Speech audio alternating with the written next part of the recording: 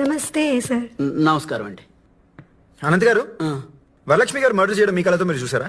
ఉదయం 4:20 మా 4 కళ్ళతో చూశాను సార్. ఆ టైంకి మీరక్కడ ఏం చేస్తున్నారు సార్? ఆ రోజు మేం కర్నూలు నుంచి శ్రీశైలం ఘాట్ రోడ్డుగా విజయవాడ వెళ్ళాము.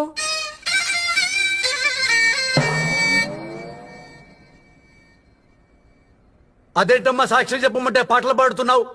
మా ఆవిడ ఏ మాటనైనా పాటలోనే చెప్తుంది సార్. సరే తగలబెట్టు. విజయవాడ స్వర్ణ ప్యాలెస్ హోటల్లో దిగాము. పొద్దున్నే కనకదుర్గమ్మ వారి దర్శనం చేసుకున్నాం. గుడ్. అక్కడ పూజారి గారు హారతి ఇచ్చారు. ఆ తర్వాత మేం ప్రసాదం తిన్నాము. ప్రదక్షిణాలు కూడా చేశాము. ఛీ! నీ వల్ల జడ్జిమెంట్ ఇవ్వాలన్నా ఉత్సాహం మూడు మొత్తం సంకనాగిపోయినాయి. పోనీ గొంతు బాగుందా పాట వినడానికి? డబ్బాలో రాళ్ళేసినట్టు గెల గెల గెల సౌండ్లు. ఆయన అలాగంటారు, నువ్వు వదల. మాట్లాడండి.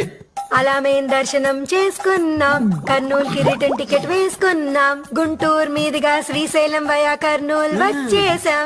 వచ్చాము, చచ్చాము. ఇదిగో అమ్మాయి, నేను అసలే కోపదారి మనిషిని. నశ పెట్టకుండా చెప్పు. చెబుతాను, మీరు కోప్పడకండి, ప్రశాంతంగా వినండి. Very good.